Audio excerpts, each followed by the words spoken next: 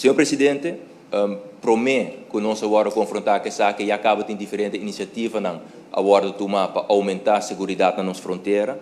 E pensei me quer referir rato na plano van aanpak versterking grenstoezicht Aruba. Caminho tem hobby fundo agora por disponível, Senhor Presidente, para nos por elevar a segurança na nossa fronteira e de modo é garantizar a segurança também para todos os cidadãos. O plano aqui está enfocado em diferentes aspectos, em aspecto aéreo, dus é handhaving, é domein de lucht, está enfocado também, Senhor Presidente, é parte marítimo, é handhaving, para o que está marítimo verkeer, mas também é aspecto, Senhor Presidente, maneira o Ministro Presidente também traz para adiante, é parte de mensenhandel e mensensmokkel.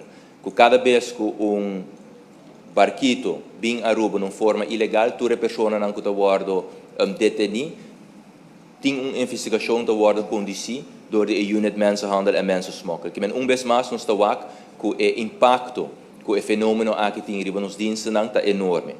Pero também, Senhor Presidente, o plano aqui está enfocado em parte de opsporing, é parte de intelligence, dus compartilhar informação entre diferentes departamentos. E está houve fundo, Senhor Presidente, agora disponível para coisa aqui.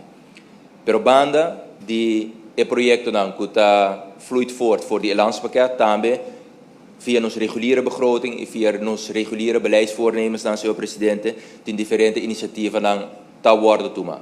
Assim, nós temos duas plataformas, a Justitieel Veiligheidsberaad e a Strategisch Grensoverleg, caminho decisão estratégica te worden tomar, mas também palabração prática te worden assim, para nos por mitigar o fenômeno aqui, Senhor Presidente. E fora de duas plataformas aqui, por exemplo, nós temos joint team, pelo que é kustsurveillance, que é algo contínuo. Essa aqui está a parte de handhaving, a parte de prevenção também vou provisa para o fenômeno aqui, mas também, Senhor Presidente, amplia a capacidade para o que está nos radar. E pensei que é importante para toda a inversão aqui, não está em vano, nós lo mestre vai over na uma reapertura, Senhor Presidente, de forma responsável, de forma gefaseerd, para a trobe toda a inversão que guarda assim, tem o último tempo aqui não está em vano.